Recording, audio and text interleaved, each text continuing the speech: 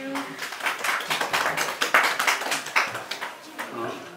Thank you very much. Good afternoon to all. And I'll be very brief, maybe 10 or not 15, maximum 15 minutes. And then we can have like discussion. So it's very small group. It will be more of an interaction.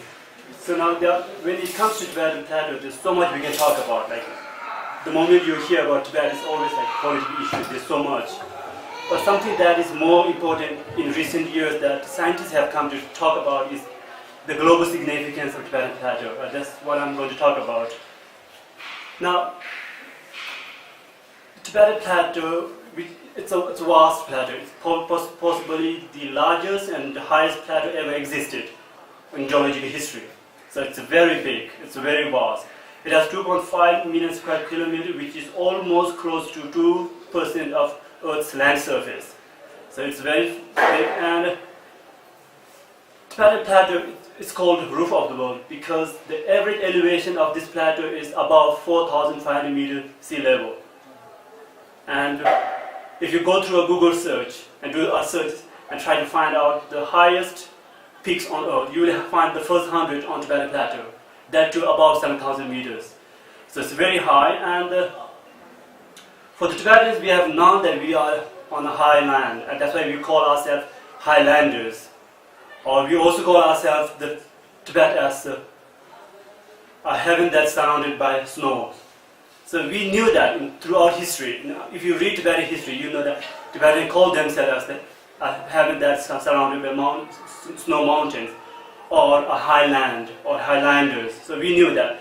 But in recent scientific research, they have came to know that Tibetan Plateau is not only the highest and the largest plateau, but it has many geographical significance that we need to talk about. And the first is water tower of Asia. Now this is not a term that we started using. This is a term scientists around the globe started to give to the Tibetan Plateau. Why Tibetan Plateau is called water tower of Asia? Asia's 6 greatest rivers. And if you see, okay, maybe you can see it from here. Asia's 6 greatest rivers flow into 9 most populated nations on Earth. That's how important Tibetan Plateau is. That's why it is called water tower of Asia. There are some research group who says almost close to 47% of global population directly or indirectly depend on Tibetan rivers. And if you go through this closely, if you see the map, you know it. That's the yellow is Tibetan Plateau, and then how the Tibetan rivers run around Indian subcontinent, and then Southeast Asian countries, and then to China. The biggest river in Pakistan, River Indus and Satluj, both originate from Tibetan Plateau. In Pakistan, you go to Pakistan, Bangladesh, Thailand, Laos, Cambodia, Vietnam, are countries that have no geographical boundary with the Tibetan Plateau, but still they use Tibetan rivers. They depend on Tibetan rivers. And then if you come to India, then we have River Gabra, which later becomes River Ganga, and then Brahmaputra, Indus, Satluj. All these have their source on Tibetan Plateau. And then you go to Burma, Thailand, Laos, Cambodia. There's Selvi River and Mekong River, 2 of the longest rivers in Asia possibly. Very important rivers. They flow into most of Southeast Asian countries. And then we have Yangtze River and Yellow River, 2 biggest and most important rivers in China. Most of the Asian civilization that started around the river banks are actually around Tibetan rivers. Indus civilization, Yellow civilization. These are Tibetan rivers on which human history came into existence. And these are rivers that the Asian countries depend on, be it agriculture, industry, transportation. It's the Tibetan rivers on which Asian population, which is the largest population on Earth, depend on. That's why Tibetan Plateau is called the water tower of Asia. This is a rough chart of where Tibetan rivers run into. Now, why Tibetan Plateau is such a rich source of rivers? It's because Tibetan Plateau is also called the third pole. Tibetan Plateau has 46,000 glaciers. That is the largest number of glaciers beyond the 2 poles. North Pole and South Pole. And which makes Tibetan Plateau the largest source of fresh water, accessible fresh water. There are more fresh water on the two poles, but which are not accessible, which are not useful to the human population. So Tibetan Plateau's significance is so much that in the recent years, scientists have begun to give names like third pole to show how important Tibetan Plateau is. Now then, Tibetan Plateau is also called the rainmaker or the barometer of Asia. Now this is very interesting. It was sometime in 1800 when Indian. I have paper here. 1 second.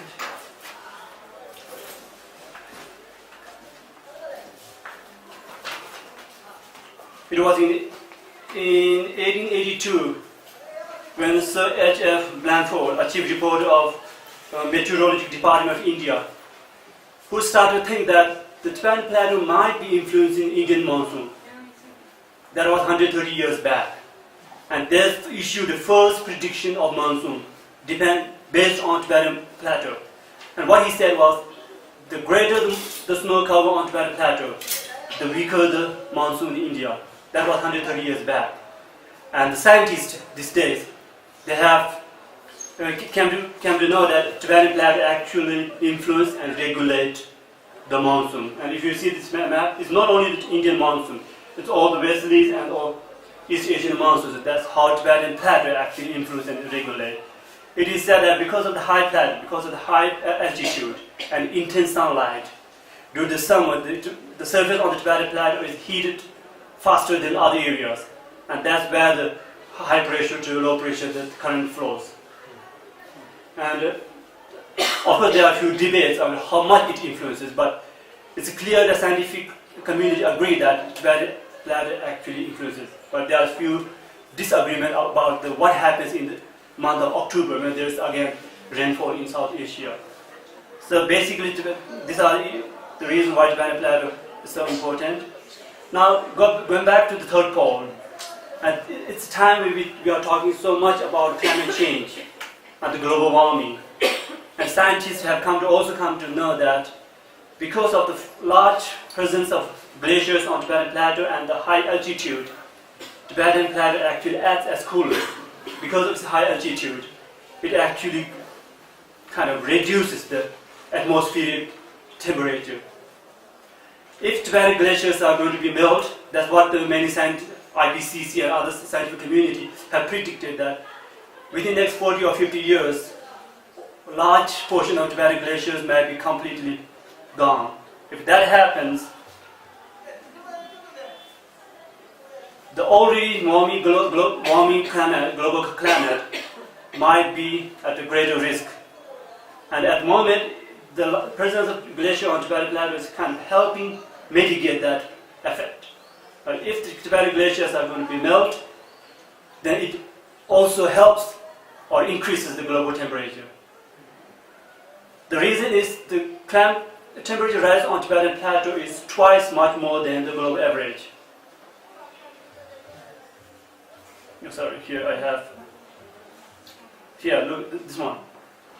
And the present decade is the hottest decade in last 2,000 years, and the temperature rise for the last 50 years has been continuous. So it's a serious threat. And I was able to go to a recent meeting in New Delhi organized by IPCC, and when they talk about the impact of climate change to the Indian subcontinent. So if the climate change on Tibetan Plateau is to melt Tibetan glaciers and permafrost, these are the two great sources of Tibetan rivers. If that happens, there would be frequent natural calamities, and the monsoon, it will be harder to predict the timing of monsoon. That's why what happened to this year in India, because the monsoon hasn't been as it has to be. So it hasn't been a normal monsoon this year. A lot of this depends on the warming climate in Tibet. If you meet any Tibetans coming from Tibet, if you ask them how's the climate in Tibet, they will say it is very hot, unusually hot, unpleasantly hot. And winters are not cold enough, and summers have been very hot. That's how it has influenced Indian monsoon. Now also, another impact of temperature rise on Tibetan Plateau is forming of new glacier lakes. In recent years, there have been many glacier lake outbursts in Burma, in Bhutan, Nepal, and India. So there are huge presence of glaciers. When the glaciers melt, they form new artificial lakes on unstable soil, and that at any given time, due to increased pressure, it opens up and then causes flash flood in the northern part of India. And it happened in Kiribati and Ladakh and other areas, also in Bhutan. And the climate change also has impact on Tibetan rivers. You will see an increase in river volume in the recent times, and which also causes flood in some areas and denudation. But in the long run, these rivers might dry up because of the complete melting of glaciers in Tibet and also the permafrost degradation. And this is permafrost degradation that what I'm talking about.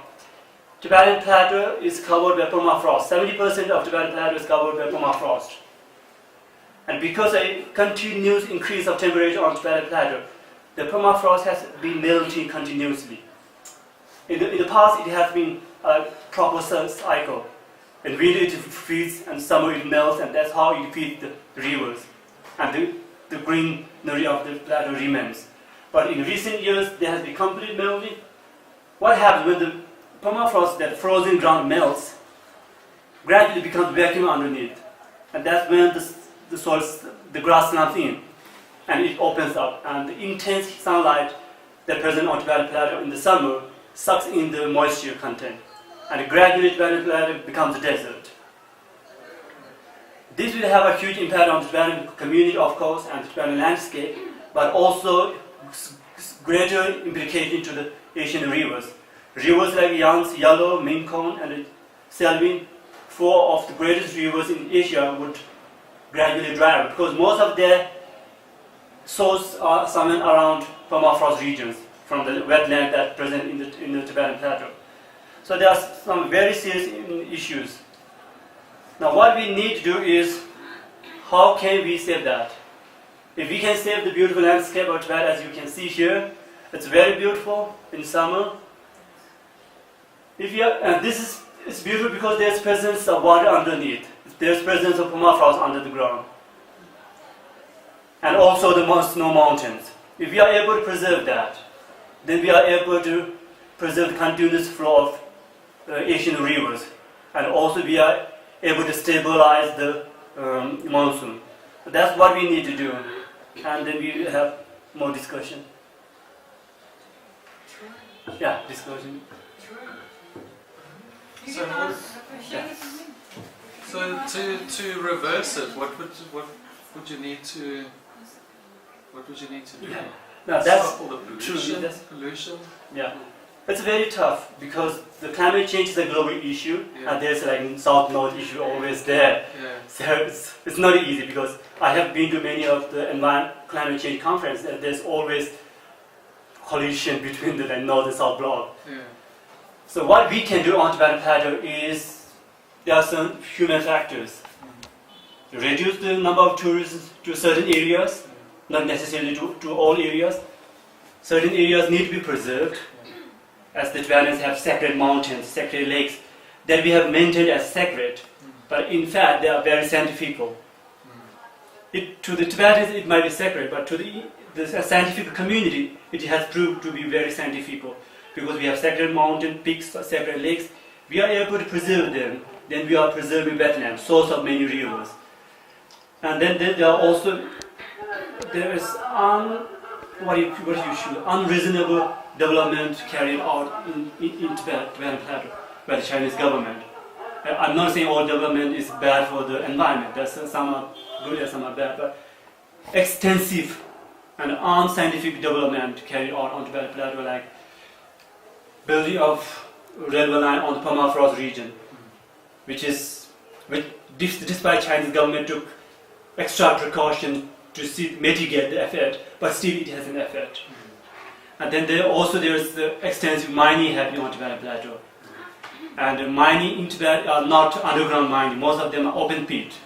And open pit mining is a serious issue. It has serious climatic and environmental issues because the vast area is opened up and it gradually causes desertification.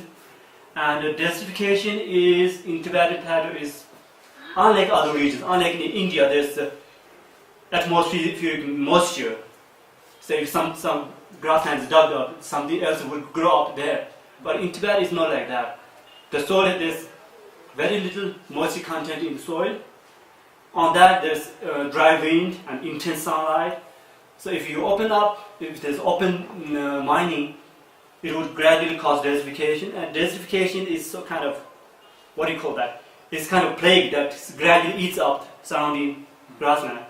So these things we need to make the Chinese government or the international community aware of that.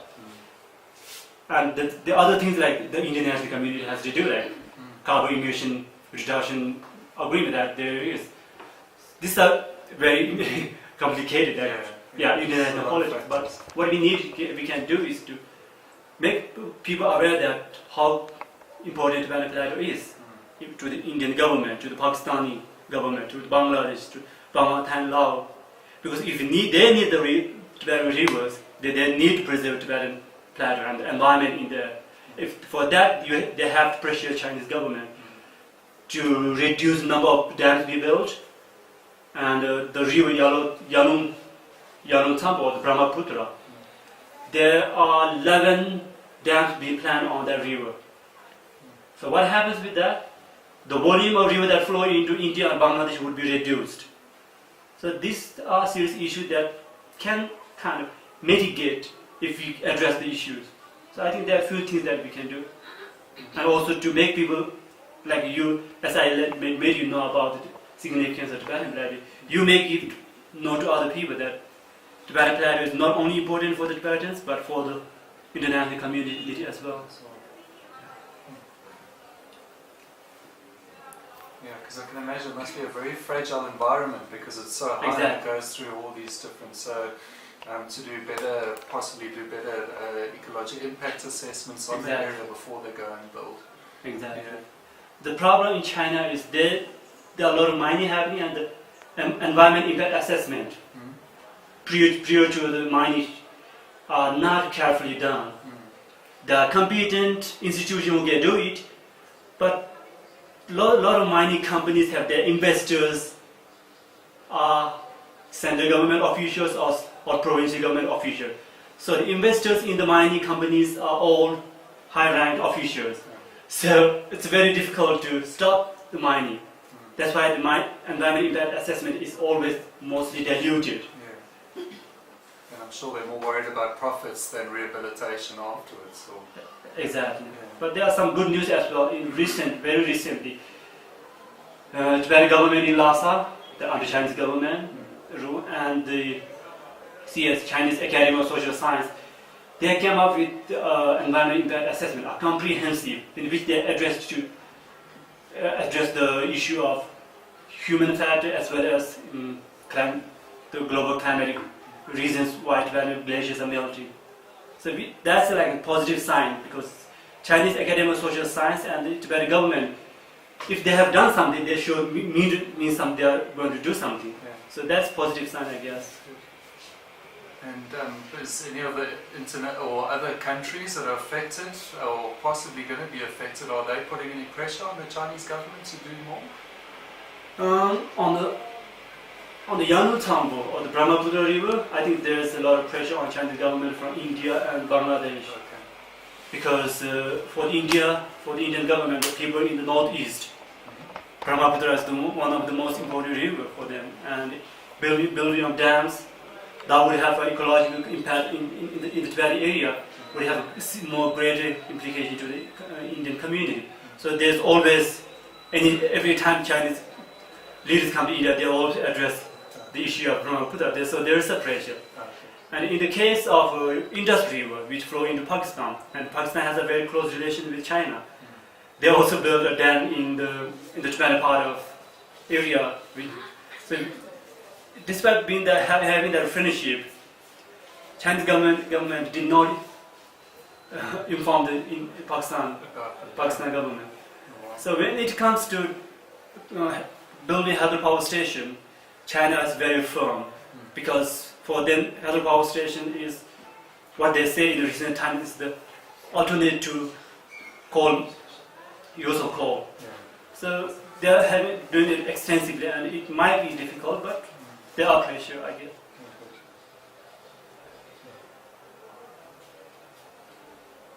As I see in Nepal, they're also doing a lot of hydroelectric systems.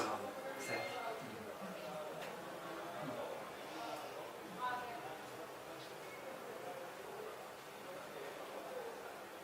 So it's interesting you said that the dams, the Chinese says, is an alternate to coal. Yeah, exactly. And coal leads to the accumulation of carbon dioxide and the melting of the permafrost. So in the big picture, do you think it's better to oppose the dams or not to oppose those dams? No, that's very complicated. It's very seriously complicated, because the intention is not bad, I'm telling you. The intention of Chinese government is not bad. It's a recent initiative. And after Xinjiang came to power, they said they are going to build more dams, more hydropower stations, because Chinese government faces serious threat from the pollution, as you know, like Beijing and other Chinese cities. So they have made a point that they are going to build more hydropower stations, no matter what the other countries say. So we are not so much against the building of the dams, but it should be such that social, environment, and economic issue for the issue in the long run should be taken into consideration. It should consider the local community where the dams or the power station will be built. And funny thing is, every time there is a power station being built in Tibetan areas, the nearby village may not have electricity. The electricity is transported or sold to the coastal Chinese provinces. Now that's the issue. And then there's very little environment impact assessment done, because once it's for the Chinese government, once they have planned something, they will do it, and they are very good at that. So every time any voice against that wouldn't be good for the person who is doing that. So intentions are not bad, but how you have done it is the issue, because it's not like India where people can raise your voice. Once the government decides, it decides. So a lot of other issues would be hidden, and that would have long-term impact. I was wondering, what is the weather on the plateau, and how does that impact potential for solar power? Is there a potential for harvesting solar power? Yeah. I think there's great potential for harvesting solar power. And I think there are a lot of Tibetan nomadic communities and a lot of Tibetan homes, they have that solar panels. Not big ones, not very extensive, but each family have small solar panels. So if there is every possibility that we can harness it, definitely, but maybe not done to its best potential, or maybe the Chinese government haven't done it because it's Tibet's under Chinese government. It's their responsibility to do what's good for the community on the ground. And what happens is most of the time it's always done from top to down. So it's always like Chinese mentality being brought in the Tibetan areas. It's rather than Tibetans to be asked what you need. You're saying, what are they mining? What are they mining on the plateau? There are copper, iron, and there's some rare earth minerals. Okay. So copper is very extensive, and the Tibetan Plateau hasn't been mined until recent years. So it has a lot of mines, and the interesting issue here is until recent years Chinese companies have been going to Africa and South America. But because of certain social issues in Africa, because there's more and more growing anti-Chinese sentiment in Africa because of the mining companies. That's one issue. Another issue is Chinese government has already built railway line, because for mining you need railway line for transportation. You need hydropower stations for proper mining. So two things they have already done. They have broadened the highway, they have built railway line, they are building hydropower stations. In the paper this is all for the Tibetan people, and people on the ground, but in reality they have a greater goal for that. That's to bring more mining in Tibet. That's why they have in recent years large scale mining is beginning to happen in Tibet area. And in 2013, one of the mines in Tibet near Lhasa, Tibetan capital Lhasa, collapsed, and 83 people were killed in that mine collapse. And no government, no officials were arrested or questioned or given the responsibility. They rather said it's a natural factor that the landslide happened. So there are some issues that are really not comfortable for the community. And all the waste from the mines, is it going back into the rivers and all back? Now, there are a few mines. It's not that the Chinese don't have the laws. They have very nice laws which forbid mining around the rivers or mining on the sacred areas or mining near the community. But all this happens. Because as I said, mining companies are very powerful in China because of the investors who invest in them. And in China, once you have the license, you have everything. So the community cannot voice against them. If you voice against the mining company, you are voicing against the nation. So you become anti-national. So the mining companies come in and they have a lot of power, and then they also bribe the provincial, local officials. I'm not saying that all Tibetan officials are good. There are many who go with money. And if there is a protest, what they do is, first they say it's government order. If they don't listen, then they bribe few leaders of that community and divide the community. If that doesn't help, then they bring police and then start firing. Such things have happened in recent years. I know in Africa, because I'm from South Africa, is that a lot of the places throughout Africa where they've got mines is that they're doing strip mining or open cast mining, but there's no rehabilitation going back into it. So they're taking and then there's nothing getting put back. So a lot of environmentalists throughout Africa are complaining about this. That this is what's happening. Exactly. The Chinese law is they're supposed to do that, pre-mining assessment, post-mine closure. There are a lot of procedures that they're supposed to do, but not a lot are not done. Maybe it might improve because there are some really policies that are coming into force. Only thing is how it's being implemented, and when people raise voice against it, it becomes a national issue. It becomes an anti-government. So that's the difficulty here. Anything Tibetans say against a mine or any issue, it becomes a political issue. So it's very difficult for people to voice their views.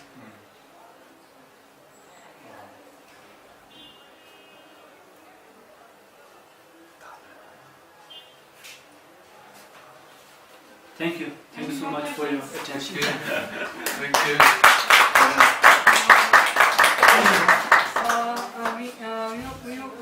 Tibet Museum would like to say thank you to Mr. Tempa Zamlha for giving us this highly knowledgeable talk on environment and making us know not only about the Tibetan environment and also the misrule of the Chinese government. Thank you very much. And the present is as a token of our thanks. Thank you all for coming here and giving us your precious time. And we have tea here. Please have tea and you can visit the museum again. Thank you very much.